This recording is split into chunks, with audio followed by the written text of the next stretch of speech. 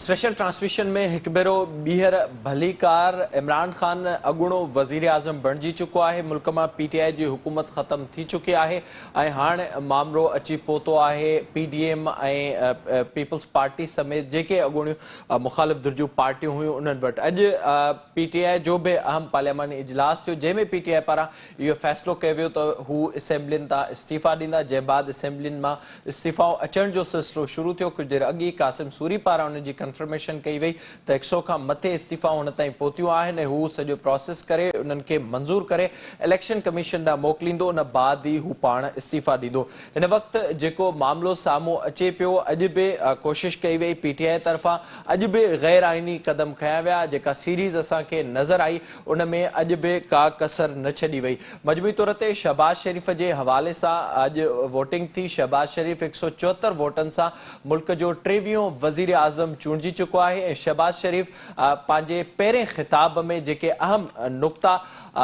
रखिया आहिनि उन्हनि जे हवाले सां अव्हांखे ॿुधाईंदा हलूं त वज़ीर आज़म चूंडजण बाद शहबाज शरीफ़ जॾहिं पहिरियों ख़िताब कयो त उन में शहबाज शरीफ़ मुबैना ख़त बाबति इहो वाज़े कयो त क़ौमी सलामती कमेटी में उनखे आंदो वेंदो। शहबाज शरीफ़ उन बाबति इहो बि चयो त परॾेही साज़िश साबित थी त इस्तीफ़ा ॾेई छॾींदो। इहो ऐलान बि शहबाज शरीफ़ पारां कयो वियो हो। उनखां अलावा घटि में घटि उजूरो 25,000 मुक़ररु करण जो शहबाज शरीफ़ पारां पहिरें ख़िताब में ऐलान कयो वियो ऐं उन सां गॾोगॾु बेनज़ीर इनकम सपोर्ट प्रोग्राम जी बहालीअ जो ऐलान कयो वियो ऐं उन बाबति इहो बि चयो त उन सां तालीम खे बि जोड़ियो वेंदो। सरकारी मुलाज़िमनि जी पघारुनि ऐं पेंशन में 10% वाध जो ऐलान बि शहबाज शरीफ़ पारां पंहिंजे पहिरें ख़िताब में कयो वियो। रमज़ान पैकेज तहत सस्ते अटे जी फ़राहमीअ जो ऐलान बि शहबाज शरीफ़ पारां अॼु पंहिंजे पहिरें ख़िताब में कयो वियो। उनखां अलावा सीपेक मनसूबे में तेज़ी आणण जो फ़ैसिलो कयो वियो आहे। शहबाज शरीफ़ पंहिंजे उन बाबति बि वाज़ तौर ते इहो ॿुधायो ऐं शहबाज शरीफ़ इहो बि ॿुधायो त अमेरिका सां बराबरी जे बुनियाद ते पॉलिसी जी ख़्वाहिश आहे ऐं उन तहत ई असां अॻिते वधंदासीं। शहबाज शरीफ़ पाड़ेसरी मुल्कनि सां बहितर लाॻापनि जी ख़्वाहिश जो इज़हार बि पंहिंजी पहिरीं तक़रीर में कयो। मजमूई तौर ते जेका शहबाज शरीफ़ जी तक़रीर हुई उते किथे बि इंतकामी कार्रवाइनि या उन शइ जो ज़िक्र नज़र न आयो। इन जो कंपेरिज़न कयो वञे 22वें वज़ीर आज़म तौरु जॾहिं इमरान ख़ान हलफ़ कयो त उन में उन जी सॼी तक़रीर में इहो नज़र आयो हो, दावाऊं कयूं वयूं हुयूं ऐं सॼी तक़रीर में मुख़ालिफ़ धुर उन वक़्तु जेका हुई नून लीग ऐं पीपल्स पार्टी उन जी क़यादत ते तनक़ीद कई वई हुई, उन्हनि खे चोर चोर करार ॾिनो वियो। पर उनखां बिल्कुलु मुख़्तलिफ़ अॼु ही पहिरियों ख़िताब शहबाज शरीफ़ जो नज़र आयो। कुझु देर अॻु ई शहबाज शरीफ़ हलफ़ खणी वरितो आहे 23वें वज़ीर आज़म तौरु। सेनेट चेयरमैन पारां शहबाज शरीफ़ खे हलफ़ खणायो वियो ऐं हाणे काबीना जे जोड़जक जो सिलसिलो सुभाणे खां शुरू थींदो ऐं सुभाणे खां शयूं साम्हूं वाज़ थींदियूं त जेके ॿियूं पार्टियूं हिन वक़्तु आहिनि उन्हनि खे केतिरो हिसो मिले थो ऐं उन्हनि खे कहिड़ियूं वज़ारतूं मिलनि थियूं। पाण इन सभिनी मामलनि जे हवाले सां ॻाल्हाईंदासीं। स्टूडियो में मूंसां गॾु मौजूदु आहिनि director news and current affairs Shoaib Qureshi साहब, वॾी महिरबानी सर जॉइन करण जे लाइ। मूंसां गॾु एंकर पर्सन तजनिगार शकील सुमरो साहब मौजूदु आहे। शकील साहब तव्हांजी वॾी महिरबानी ऐं मूंखे वीडियो लिंक ज़रिए जॉइन कयो आहे सीनियर तजनिगार एंकर पर्सन इज़हार सुमरो साहब। इज़हार साहब अव्हांजी बि वॾी महिरबानी जॉइन करण जे लाइ ऐं मूंखे फ़ोन लाइन ते इस्लामाबाद में ज्वाइन किया है सीनियर सहाफ़ी और तजनिगार सिद्दीक साजिद साहब। सिद्दीक साहब मैं आपसे शुरुआत करूंगा। जो सूरत हाल इस वक्त नज़र आ रही है, सबसे पहले तो ये बताइएगा आप जो ज़ाहिर अरसे से पार्लियामेंट को कवर करते रहे, शहबाज शरीफ का जो खिताब था आज वज़ीर आज़म बनने के बाद उस पर आपकी क्या राय है? देखिए जी, वज़ीर आज़म बनने के बाद जो उनका पहला खिताब था एक अच्छा खिताब था। इस वजह से अच्छा खिताब कहूँगा कि ना उन्होंने कहा कि मैं इसको देख लूँगा, इसके मैं पीछे जाऊँगा, इनको छोड़ूंगा नहीं, और करप्ट नासर, चोर, डाकू और गद्दार इस किस्म के अल्फाज जो साबका वज़ीर आज़म इस्तेमाल करते थे वो उन्होंने इस्तेमाल नहीं किए। एक नपी तुली जैसी तुली तकरीर थी जो कि उन्होंने की है और अपनी तरजीहात उन्होंने बता दी हैं और यहाँ पे जो सियासी हल्के हैं वो भी उनकी आज के पहले खिताब को सराह रहे हैं क्योंकि उन्होंने माशी मसाइल पर बात की है। मखलूत उनकी हुकूमत है, चैलेंजेस हैं उनके लिए। इसके बावजूद जो उन्होंने ऐलानात कर दिए, खासतौर पर पेंशन में 10% इजाफा और ये जो सनती बरादरी हमारी कारोबारी बरादरी से कहा है उनकी तनख्वाहें 1 लाख से कम है उसमें 10% इजाफा करें, ये भी एक अच्छी बात है। फिर जो मुआशी रिलीफ देने का ऐलान किया है, पेन किट कार्ड दोबारा शुरू करने जा रहे हैं, लैपटॉप की स्कीम है, खादें जो बहुत ज्यादा मसाइल थे, खाद नहीं मिल रही थी, आप यकीन मानिए, ये मैं वैसे नहीं कह रहा कि ये इतलात हैं कि पंजाब में जो खाद मिल नहीं रही थी वैसे अब मार्केट में आई है। अभी तो ये पहले जब बने हैं कि जैसे इसका कभी बुरहान था ही नहीं। फिर जिस साजिश का वो जिक्र कर रहे थे, सबसे पहले तो उन्होंने कहा जी इसके ऊपर पार्लिमानी कमेटी बना लेते हैं, इसकी तहकीकात का उन्होंने ऐलान कर दिया है। कौमी सलामती में भी इनका वो ब्रीफिंग इसके ऊपर लेंगे और इसमें अमरीकी सफीर को भी बुलाएंगे ताकि ये इसका जो कच्चा चट्टा है इसकी हकीकत जो है वो सामने आ जाए। तो ओवरऑल अगर देखा जाए तो एक अच्छी तकरीर थी, लेकिन अफसोस और दुख हुआ है कि आप जो एक आईनी कानूनी पार्लिमानी जो होते हैं या वज़ारत उज़्मा का जो होता है उसको भी आप अपनी सियासत की पीठ चढ़ा दें। मैं इमरान खान की जमात की बात कर रहा हूँ। ये देखिए किस तरह आप सदर आज़म रवि अलवी को रोक दिया कि आप हलफ ना लें, बहाना बना दिया जी वो बीमार है, डॉक्टर उनको बोला है आप वो न करें। हालांकि मेरे पास ये खबर है कि हमारा अल्फाज चौधरी दोनों उनके पास गए, आरफ अलवी के पास, और जाकर इमरान खान का पैगाम दिया कि किसी सूरत आपने शहबाज शरीफ से हलफ नहीं लेना। तो उसके बाद उन्होंने ट्वीट कर दिया, ऐसे तो नहीं होता, उनका हलफ रोक तो ही जाना था, हलफ ले लिया। कैबिनेट डिवीजन ने जब उनका नोटिफिकेशन जारी कर दिया तो फौरी तौर पर जो चेयरमैन करंट हैं सादिक सजरानी साहब का सदर बन गए और उन्होंने उनसे वोट ले लिया। ये चीजें रुकती नहीं है। लेकिन आप अपनी जो अब ये देखें कि कितना बड़ा, मैं वैसे मिसाल दे रहा हूँ, कितनी बड़ी मुखालफत थी परवेज मुशर्रफ से, लेकिन नून लीग ने उनसे भी हलफ लिया था। बाजू पर स्याह पट्टियां बांध के लिया था, लेकिन उनसे भी नून लीग ने हलफ लिया था। ये तो आप दुश्मनी जो है वो बढ़ा रहे हैं और ज़ाहिर है उस तरफ हमें बिल्कुल आपने दुरुस्त फरमाया, उस तरफ सूरत हाल नज़र आ रही। शिव साहब जेका असांखे सीरीज़ नज़र आई आहे, जेके आइनी तौर ते मिलियल ज़िम्मेवारियूं आहिनि जंहिंजो हर मेंबर कसम खणे थो उन्हनि खे बि न पियो निभायो वञे, ऐं एतिरो त अना में ऐं ज़िद में ऐं जेका हिकु दुश्मनी वारी सूरत हाल असांखे पीटीआई तरफ़ां हिन वक़्तु नज़र अचे पई, ख़ासि तौर ते अपोज़िशन जे हवाले सां। अब कीअं पिया ॾिसो हीअ जेका असांखे मुसलसल सीरीज़ नज़र आई आहे, इहो इन सीरीज़ सां छा सम्झो पिया त पीटीआई पंहिंजी सियासत अॻिते वधाए सघंदी, या जेको नैरेटिव हिन वक़्तु पीटीआई खणी आई आहे उन सां उन्हनि खे नुक़सानु थींदो? ॾिसो महराज, पाण सदाईं इहो ज़िक्र कंदा आहियूं त पीटीआई जेका आहे हिकिड़ी अहिड़ी माना सियासी पार्टी तौरु साम्हूं आई आहे जेका जंहिं बदतमीज़ी खे हथी ॾिनी, जेका अख़लाक़ियात खां वांझियल आहे। ऐं कॾहिं पाण ईवान में वेहिजे त पोइ सभु कुझु सही आहे, पाण ईवान में न वेहिजे त पोइ का बि शइ सही न आहे। तव्हां हिन में असां घणो परे नथा वञूं, पर हिन जेके 8 मार्च जॾहिं इहो नो कॉन्फिडेंस मूव थियो उन खां पोइ जी जेकॾहिं असां जेकॾहिं ॾिसूं त बि माना हुननि जी कोशिशि हुई त पार्लियामेंट खे पंहिंजी मर्ज़ी सां हलायूं, इवन खे माना जंहिं नमूने सां ड्रैग ॾिनी वई, जंहिं नमूने सां डिप्टी स्पीकर पंहिंजे उहिदे जो जेको तक़दुस पैमाल करणु जंहिं महिल ॻाल्हायूं, पहिरियों बि ॻाल्हाई ऐं वरी अॼु बि ॻाल्हाई, त ख़ुदि जेको आहे इहो त माना ईअं थी नथो सघे त पार्लियामेंट खे कीअं हलाइबो आहे। माना जेकॾहिं पंहिंजी मर्ज़ी सां शयूं आहिनि त ठीकु आहे, बाक़ी ॿियो कुझु न आहे। हींअर बि ईअं थियो आहे त ॾिठो त जॾहिं पंहिंजो फिगर पूरो न आहे 172 जो, त बजाए फेस करण जे उनखे रिज़ाइन था कनि। माना पहिरियों बि ईअं कयूं, सॼो मामिलो ईंगाईंदे रहिया, उन खां पोइ वरी जेको जीअं हाणे थियो आहे त भई स्पीकर जे नमूने रिवायत पैदा कई त भई मां नथो करे सघां, उहो रिज़ाइन करे वियो। अॼु वरी सदर त माना सफ़ा हद करे छॾी, जो माना कसम खणण टाइम ते उनखे जेको आहे बीमार थी पियो, उनखां अॻु बीमारी जी का शइ कोन हुई। सो हीअ जेका कुझु बि पीटीआई इमरान खान जेको कुझु कंदो आयो आहे उन सां ख़ुदि उन जी पार्टीअ खे नुक़सानु पहुतो आहे। उन इहो न सम्झनि त जेको असां कयूं था उन सां को अवाम में हिकिड़ो मख़सूस जेको हल्को आहे, जेको उन जा पंहिंजा कारकुन आहिनि उहे हिनखे खणी बहितर सम्झंदा हूंदा, पर सियासी इख़लाक़ियात में हिक ॿिए खे बर्दाश्त कबो आहे शयूं। ऐं हीअ जेको नैरेटिव खणी हलंदा, जेकॾहिं हीअ शहबाज शरीफ जेका पार्लियामेंट कमेटी जोड़ण लाइ कयो आहे उन में सभु शयूं अचनि थियूं, असद मजीद हुते अचे थो, ऐं जेका त ख़ुदि उहो नैरेटिव ई ख़ुदि हिन जो जेका नुक़सानु ज़ाहिरी तौर ते उहो हिन वक़्तु नज़र बि अचे पियो। शकील साहब, जेका असां सूरत हाल पाकिस्तानी सियासत में ॾिठी आहे, कल काफ़िली घोड़ा हुई MQM होड़ा हुई अॼु ॿिए पासे थी वेठा आहिनि हिक ॿिए ख़िलाफ़ पीपल्स पार्टी छा न ॻाल्हायो आहे पर जॾहिं मामिलो अचे थो त सभु अची गॾिजी वेहनि बि था इवन इमरान ख़ान साहब खे जॾहिं हुकूमत करणी हुई त उन वक़्तु साॻी MQM सां बि वेठो पंजाब जो सभ खां वॾो डाकू जंहिंखे करार ॾिनो आहे उन सां बि हू उते अची वेठो ऐं जेके हुनखे घुर्जूं खपनि पियूं उन्हनि सां सभिनी सां वेठो ऐं जॾहिं हाणे हू इक़्तिदार मां निकिरे पियो त पोइ इन तरह जा गैर आइनी क़दम बि खयां पिया वञनि ऐं हिकु अहिड़ो तासुर ॾिनो पियो वञे ॼण त का वॾी दुश्मनी हुजे ही मजमूई तौर ते जेका पार्लियामेंट में माहौल PTI पैदा कयो आहे अवां इनखे कीअं पिया सम्झो त इहो केतिरो मुल्क जे लाइ नुक़सानकार साबित थी सघे थो ऐं वरी असां ॾिसूं था उहा ई 2014 वारी ॿोली हिननि खे गेले कढंदासीं ऐं हिननि खे हिते वेहण न ॾींदासीं अवाम अची पंहिंजा रोडनि ते फ़ैसिला कंदो इन तरह जी जेका सियासत जी हिकु भेरो ॿीहर PTI शुरूआति करणु वञे पई उहा मजमूई तौर ते मुल्क जे लाइ केतिरो नुक़सानकार हुजे PTI जी सॼी सियासत जो जेको बेस आहे बुनियादु आहे उहो बुनियादु ई गैर संजीदगी पॉलिटिकली इमेच्योरिटी ते ॿधल आहे सॼो तव्हां हुनजो ट्रैक रिकॉर्ड खणी ॾिसो ताज़ो जेको ही बेतमादी जी रिथ आई उन खां बाद में जेका रूलिंग ॾिनी वई डिप्टी स्पीकर उनखे डिक्टेट इमरान ख़ान कयो ऐं इमरान ख़ान पंहिंजी सॼे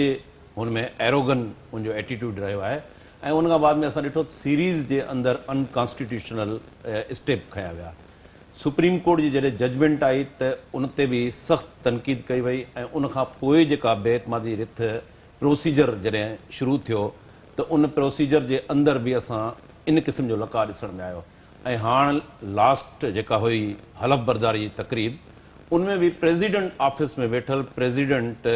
बीमारी जो जवाबु ॼाणाए करे उहो मोकल ते हलियो वियो मजमूई तौर ते सॼो PTI जो जेकॾहिं असां पॉलिटिकल ट्रैक रिकॉर्ड ॾिसूं त उहो इन ज़िद ऐं हठ धर्मी ते ॿधल आहे ऐं इन ज़िद ऐं हठ धर्मी जे पुठियां पाकिस्तान जी पॉलिटिक्स जे अंदरि जेका इंटरफेरेंस रही आहे पॉलिटिकल पार्टीज़ खे कार्नर करण जी उहो एलिमेंट शामिल आहे इन करे मां बार बार चवां थो त इन एलिमेंट खे सियासी अमल ज़रिए ख़तमु करणो पवंदो ऐं शहबाज शरीफ़ जेको आहे उहो ख़ुदि मुफ़ाहिमत वारी सियासत जो जेको आहे हिकिड़ो अलामत रहियो आहे PMLN में इन जे उबतड़ नवाज़ शरीफ़ जेको आहे उनजो नैरेटिव तमामु सख़्तु रहियो आहे हाणे शहबाज शरीफ़ जी गवर्नमेंट जे लाइ तमामु सभ खां वॾो जेको असां डिस्कस कंदा रहिया आहियूं उहो इकोनॉमी जो चैलेंज आहे शहबाज शरीफ़ जेको आहे उहो 85 में लाहौर चैम्बर ऑफ कॉमर्स जो प्रेसिडेंट रहियो आहे 88 में उहो प्रोविंशियल असेंबली में चूंडिजी आयो ऐं उन खां बाद में हिननि जो सॼो जेको हिकिड़ो बहितर हिकिड़ो जेका परफॉर्मेंस रही आहे उहा आहे इंतिज़ामी तौर ते बहितरीन एडमिनिस्ट्रेटिव रहियो आहे ब्यूरोक्रेसी ते हिन जी तमामु घणी जेका आहे गिरफ़्त रही आहे ऐं हाणे आहे सॼो मामिलो परफॉर्मेंस ऐं डिलीवरी जो इकोनॉमी जेका आहे उहा साढनि 3 सालनि में वर्स्ट कंडीशन में आहे IMF सां मामला आहिनि ॿिया खोड़ सारा चैलेंज आहिनि उनमें ॿिए पासे PTI जो जेको गैर जमहूरी एटीट्यूड आहे उहो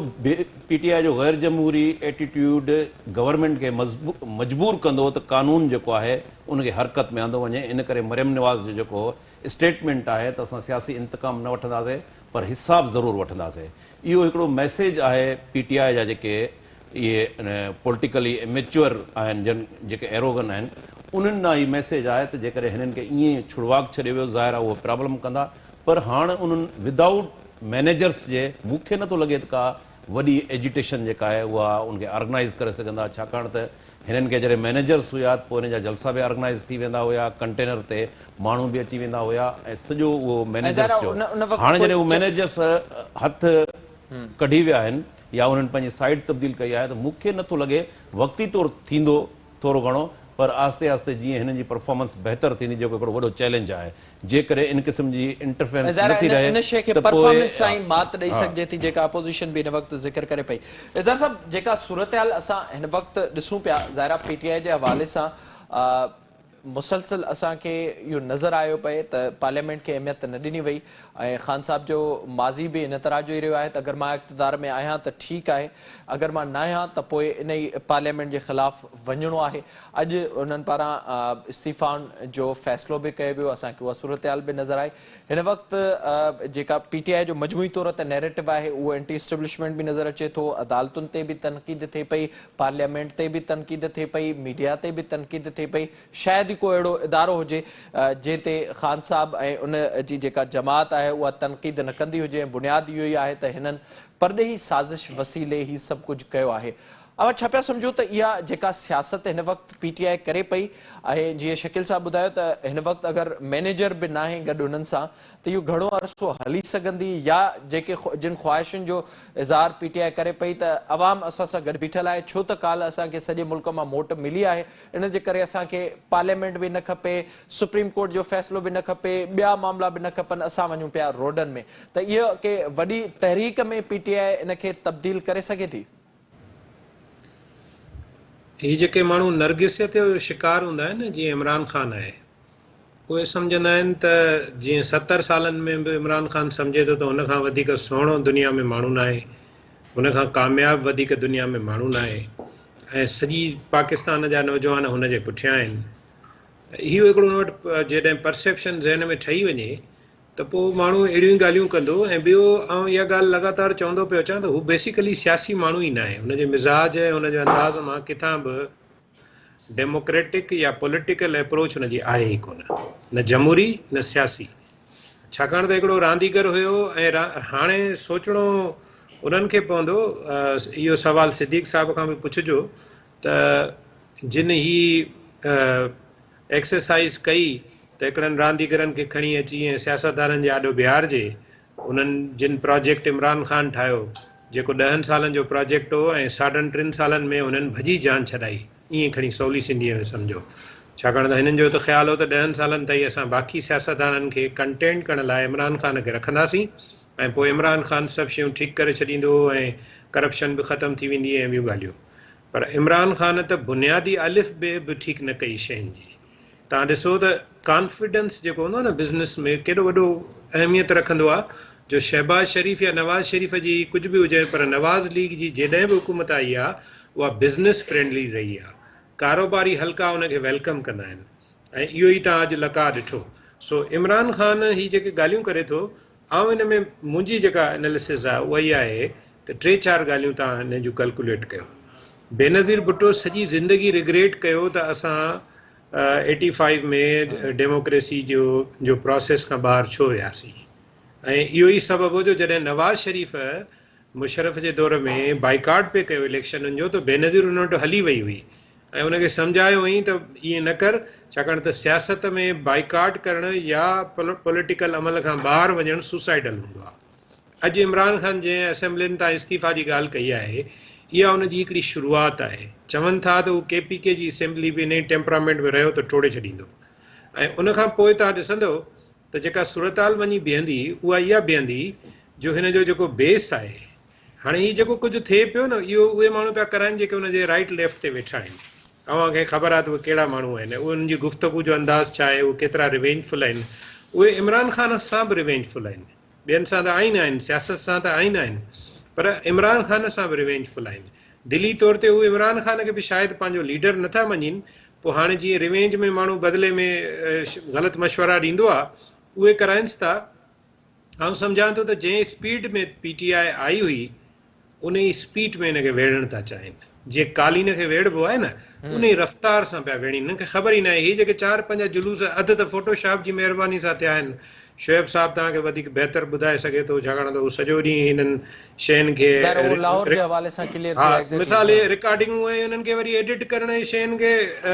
मतिलबु हिकिड़ी अजीब मश्करी आहे न। सियासत में कॾहिं पाण न ॾिठो आहे न ॿुधो आहे ईअं त भई जलसनि खे फोटोशॉप करियो अथई ऐं पोइ तव्हां चओ त मुल्क जो पॉपुलर लीडर आहे। ॿी ॻाल्हि ऑप्टिक्स ते उन खां बि हैरत में विझंदड़ ॻाल्हि आहे त उहो इन्हनि जलसनि जे बुनियाद ते वरी ॿिए ॾींहुं इस्तीफ़ा ॾे। जी मां उहो ई थो चवां, ऑप्टिक्स ते अचो। शाह महमूद कुरैशी तव्हां यादि आहे त वॾो हिकिड़ो सिंधीअ में चवंदा आहिनि वर खुंजे, चई त बाबा सॼी दुनिया परेशान आहे इमरान ख़ान जी हुकूमत जे लाइ, मूंखे फ़ोनूं पियूं थियूं अचनि फॉरेन मिनिस्टर्स जूं। अॼु शहबाज शरीफ़ खे पहिरियों फ़ोन जेको आयो आहे न, उहो तुर्कीअ जे सदर जो आहे, जंहिंजे लाइ शाह महमूद चए पियो त तुर्की वारा त सभ खां वधीक परेशान आहिनि इमरान ख़ान लाइ, छाकाणि त उहो ड्रामो वामो हुननि जो जाम मशहूरु करायो उर्तुगल वारो। सो हाणे Imran Khan in mind set सां अगरि हले थो त 6-12 महीना वॾा आहिनि, हिकिड़ी ॻाल्हि। ॿी ॻाल्हि त दुनिया में जेके किंग्स पार्टीज़ हूंदियूं आहिनि उन्हनि जे लाइ चॉइस हूंदी आहे त नवाज़ शरीफ़ जी पार्टी बि हिकिड़े दौर में किंग्स पार्टी रही आहे, इवन पीपल्स पार्टी खे बि हिकिड़े दौर में उन दौर जे हुकुमराननि जी सपोर्ट रही आहे, पर उन्हनि छा कयो जो उहे माण्हुनि ॾांहुं विया ऐं हिकिड़े पॉज़िटिव इंटेंट सां विया। ही माण्हुनि ॾांहुं वियो न आहे, इहो तव्हांखे मां क्लियर ॻाल्हि ॿुधायां। अॼु ॾींहं ताईं बि ही चाहिनि था, शेख रशीद जो बयानु ॿुधो त 29 ते को मौजज़ो थी सघे थो, माना अॼु ॾींहं ताईं ही इक़्तिदार ॾांहुं मोटणु था चाहिनि।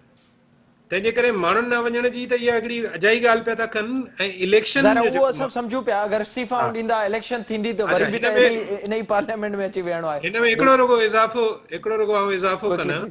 त इमरान ख़ान खे जेका टेक अञा बि थोरी रहियल आहे न, उहा हिन जे लाइ पंहिंजे लाइ बि मुसीबत कंदी, ऐं जेके सो कॉल टेक हू सम्झे थो जितां हिनखे माना ईअं सम्झो त सपोर्ट बेस आहे असल में, उन जे लाइ बि मुसीबत पैदा कंदी। ज़ाहिर वो सूरत हाल नजर अच्छे पे। सिद्दीक साहब सर थोड़ा सा ये बताइएगा, जो इस वक्त सूरत हाल नजर आ रही है, जार साहब ने भी ये कहा, ज़ाहिर एक जो तजर्बा हुआ था खान साहब की सूरत में, और वो हम देख रहे हैं कि 3 साल 7 महीने के बाद इस वक्त जो सूरत हाल सामने आई है, तो क्या उन हलकों को भी एहसास हुआ है इस पूरी सूरत हाल का? दूसरा साथ ये भी बताइएगा कि क्या अब भी कोई खान साहब को सपोर्ट मौजूद है उन हलकों की जानिब से जिनके लिए कहा जाता है कि इनको सिलेक्ट करके भेजा गया था, या अब मुकम्मल तौर पर पीटीआई पॉलिटिकली खुद ही ये फैसले खान साहब कर रहा है जो सामने आ रहे हैं? आपसे मेराज साहब, आप मेरे साथ ज्यादती करते हैं। आप जब भी प्रोग्राम करते हैं ना, मुझे बुलाते हैं तो आप मुझसे ना जानबूझ के इस किस्म का सवाल पूछते हैं एस्टेब्लिशमेंट वाला। ये बड़ी गलत बात है आपको। वैसे सर ये इजहार साहब की इस दफा ख्वाहिश थी। नहीं, ये अच्छा बात चीजें आपको पता होती है, बात चीजें आप अपनी आंखों से देख भी रहे होते हैं। तो आज तो सारी एस्टेब्लिशमेंट जो थी ईवान सदर में हलफ बर्दारी की तकरीब के मौका पर मौजूद थी। आर्मी चीफ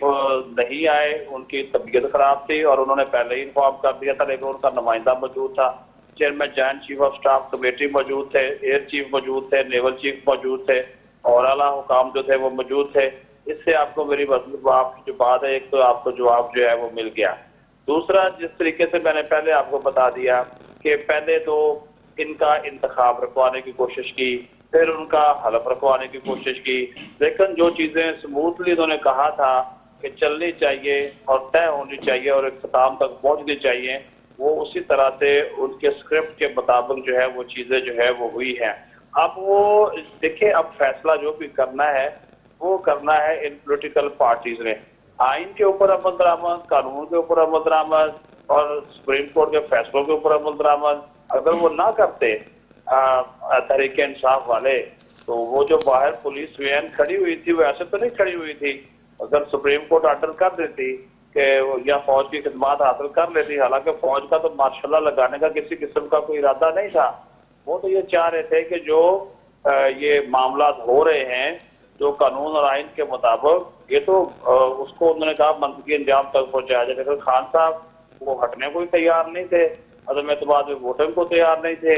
फिर स्पीकर को जाना पड़ा, डिप्टी स्पीकर को जाना पड़ा, अब वो असम्बलियों से मुस्ताफी हो गए हैं। ये अपोजिशन को कोई खतरा में वो नहीं, जो अब तो खैर अपोजिशन नहीं रही, अब तो ये हुकूमत में आ गए। वो जो शहबाज शरीफ की हुकूमत है, इसके लिए खतरात पैदा नहीं कर रही है। मैं आपको एक बात खुल के बता दूं, ये खतरात अपने लिए पैदा कर रहे हैं तहरीक इंसाफ वाले। अब ये जाकर और आज इनके सोशल मीडिया पे देखें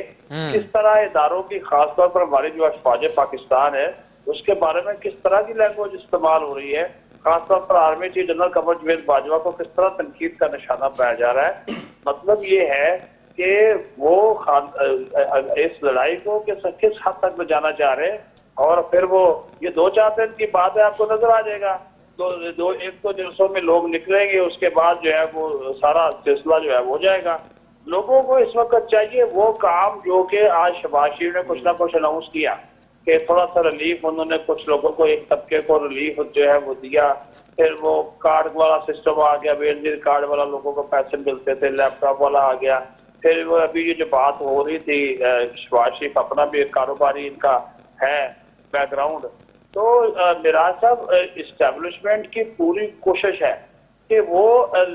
जो है वो न्यूट्रल रहे इस मामले में, लेकिन उनके इख्तलाफात इमरान खान के साथ इस हद तक बढ़ गए थे मैं आपको बता नहीं सकता कि ये जो सर स्पीकर और डिप्टी सिद्दीक साहब स्पीकर है, फिर क्विकली ये भी बताइएगा कि टर्निंग पॉइंट नवंबर था या उसके अलावा उससे पहले भी कुछ मामला थे? नहीं, टर्निंग पॉइंट नवंबर कोई नहीं था। वो नवंबर वाला मामला तो वो था ही नहीं। उसमें वो ये कुछ और करना चाह रहे थे, लेकिन उसके हवाले से वो एक्सटेंशन या दूसरी चीजें जो थी नवंबर या उसकी तैनाती, वो वाला सिलसिला भी था ही नहीं। ये कुछ और चीजों को खान साहब लेकर जो है वो चलना चाह रहे थे। यानी कि सीधी सी बात ये है कि ये जो खत वाली कंस्पिरेसी है, इसके ऊपर वो चाह रहे थे कि फौज पाकिस्तान हमारे साथ खड़ी हो। सीधी भी बात है। उनका एक मौक़िफ़ था जो दराए थे एस्टेब्लिशमेंट को, कह रहे थे कि भाई इसकी आप तहकीकात करवा रहे, हमें इसके जो फैसले करवा रहे। इस तरह बरह रास्त अमरीका के ऊपर आप सारा मुद्दा डाल देना और ये सारी चीजें कह देना, और ये फिर कौमी इस्लामती कमेटी के जरिए एक अलामिया जारी करवा देना, तो वो वाली चीजें जो थी वो उसके ऊपर उनको कुछ तहफ़्फ़ुज़ात और खदशात जो थे वो मौजूद थे। लेकिन मुख्तसर बात ये है, ये मैं आपको बता दूं कि जब वो एक तकर्री जो जनरल फैज अमीर की हुई थी उसको जो लटकाया गया था, मामला उस वक्त से ही खराब था। ठीक है सर, ठीक है सर। शुएब साहब, जेका सूरत हाल नज़र अचे पई, ज़ाहिर असां इहो ॾिठो आहे पाकिस्तानी सियासत में तारीख़ रही आहे जॾहिं मामला घणा गड़बड़ में अची वेंदा आहिनि, पोइ सियासी पार्टियुनि खे चांस बि ॾिनो वेंदो आहे, सियासी पार्टियूं कंप्रोमाइज़िस बि कंदियूं आहिनि, उन तहत अॻिते बि वधंदियूं आहिनि। जिते हिन वक़्तु इक़्तिदार मिलियो आहे त उते सभ खां वॾी ज़िम्मेवारी इहा बि आहे त पंहिंजो स्पेस उन तरह सां न ॾिनो वञे जो बाद में वरी का अहिड़ी सूरत हाल पैदा थी सघे। अवां छा पिया सम्झो त उन हवाले सां ही सभु पार्टियूं को गॾिजी किरदारु अदा करे सघंदियूं, ऐं घटि में घटि जेके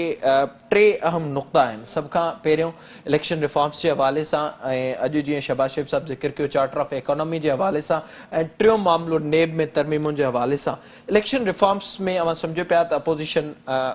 जेका हिन वक़्तु हुकूमत आहे उनखे कामयाबी मिलंदी, ऐं उहे धुरियूं जंहिंजे लाइ ही बार बार चवंदा रहिया आहिनि उहे का हर्डल पैदा न कंदियूं। ॾिसो, जीअं पाण सदाईं ॻाल्हाईंदा रहियूं त जेको को डेमोक्रेटिक प्रोसेस आहे, इन जो तसलसल सां हलण ई उन्हनि सभिनी शयुनि खे पोइ ते धिके सघे थो। जेकॾहिं उन में बार बार जेको आहे इंटरप्शन ईंदी ऐं बार बार कंहिं न कंहिं जे खे टूल बणायो वेंदो ऐं कंहिं न कंहिं जे सहारे ते वरी ॿिए खे किराइण जो सिलसिलो जारी रहंदो, तेसि ताईं जेका आहे सियासी क़ुवतुनि खे उहा अॻिभराई न थींदी। हाणे असां ॾिसूं था 2008 खां छा बि आहे, जेका बि लूली लंगड़ी जमूरियत हली आहे, जहिड़ियूं बि जेको आहे हुकूमतूं आयूं आहिनि, भले जेके वज़ीर आज़म आहिनि उहे पंहिंजो मुदो पूरो न करे सघिया आहिनि, पर बहरहाल मुल्क में हिकिड़ो डेमोक्रेटिक प्रोसेस जेको आहे उहो ऑनगोइंग आहे। हाणे जेकॾहिं इहो प्रोसेस हलंदो थो रहे त उहे शयूं अञा वधीक मेच्योर थींदियूं ऐं जेके सियासी पार्टियूं आहिनि उन्हनि मां ॿिनि पार्टियुनि खे काफ़ी सबक़ु मिली चुको आहे। बाक़ी जेका हीअ जेका पार्टी अॼु वई आहे इनखे सबक़ु मिलणो आहे, या बल्कि इनखे सबक़ु मिली वियो आहे, असल उनखे सबक़ु सम्झणो आहे। पाकिस्तानी तारीख़ में हर वज़ीर आज़म जॾहिं निकिरंदो आहे त उहो सबक़ु को न को वठी निकिरंदो आहे। शुक्र पाण इन ते अवां जो कमेंट वठंदासीं। हिते ब्रेक लाइ मूंखे चए पियो ब्रेक जो टाइम थी चुको आहे, पाण हाज़िर थींदासीं ब्रेक खां पोइ।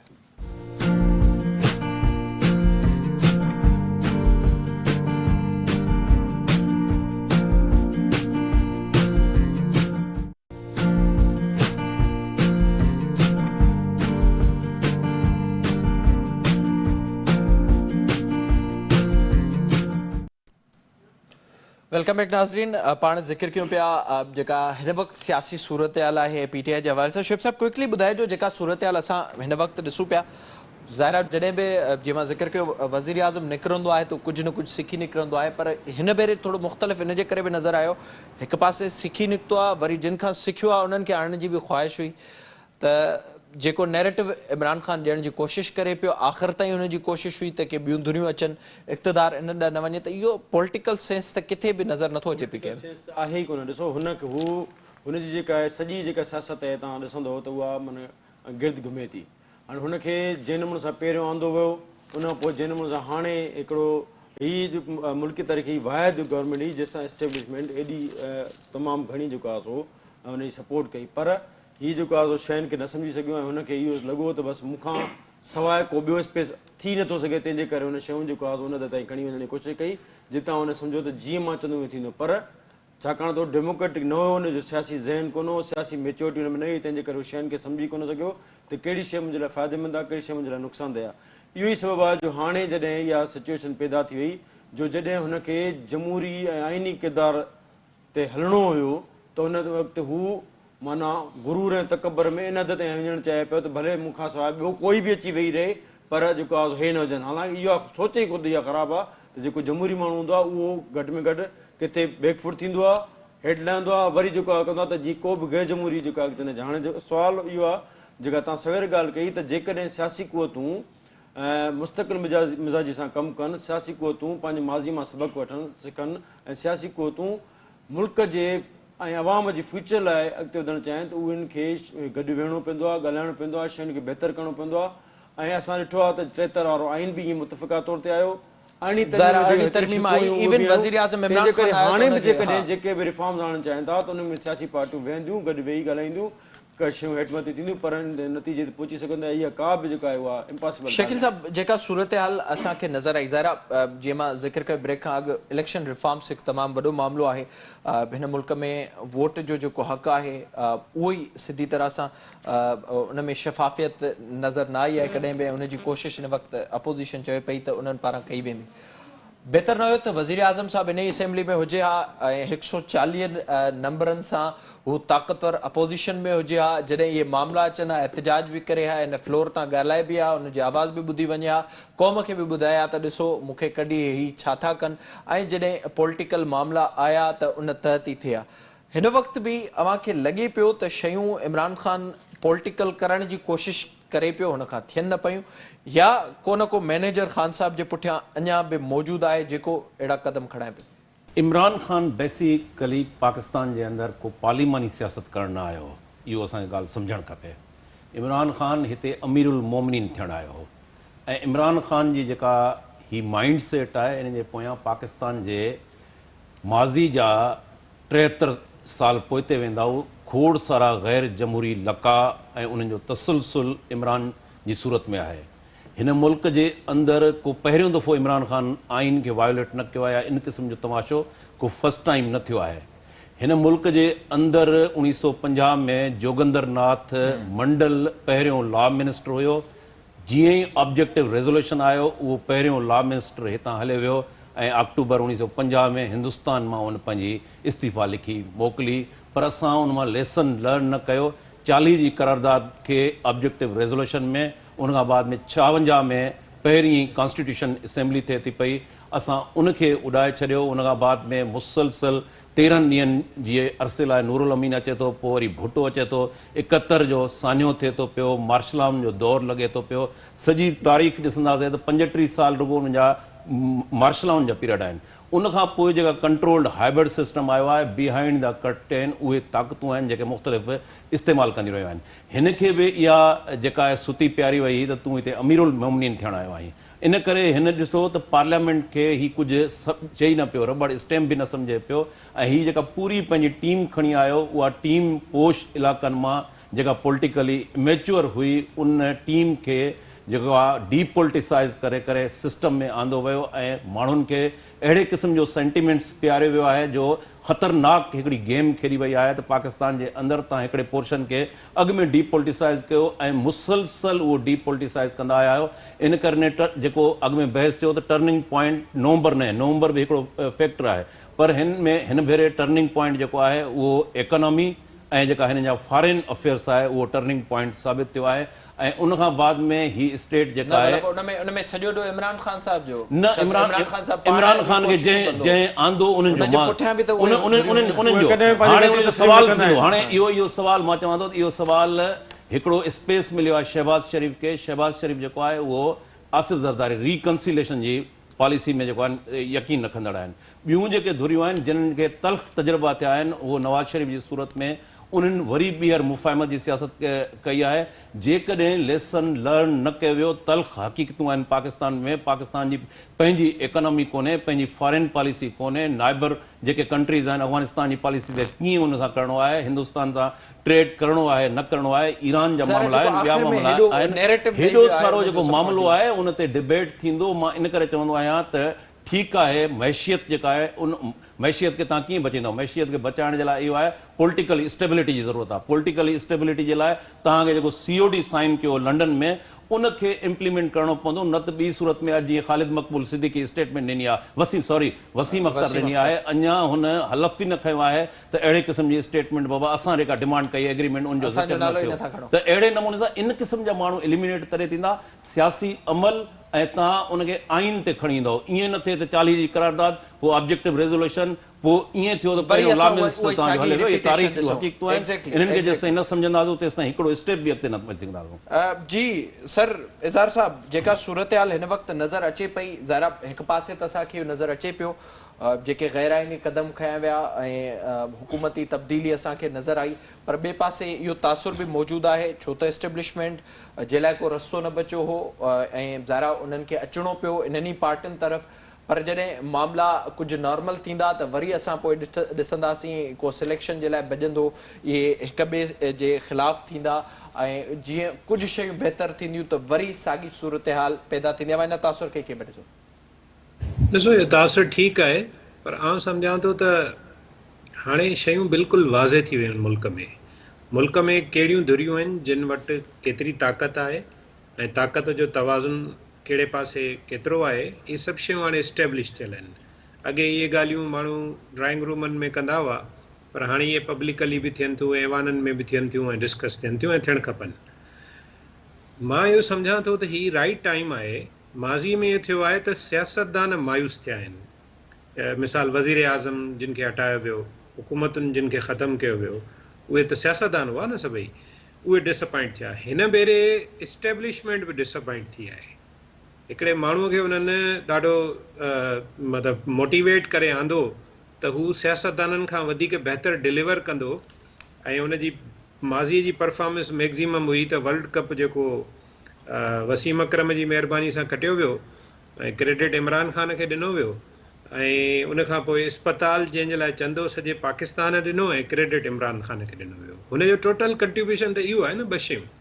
दुनिया में क्रिकेटियर जाम सारा थींदा आहिनि हिन हिकिड़ो वर्ल्ड कप खटियो आहे ऑस्ट्रेलिया घणा वर्ल्ड कप खटिया आहिनि पोइ ऑस्ट्रेलिया जा घणा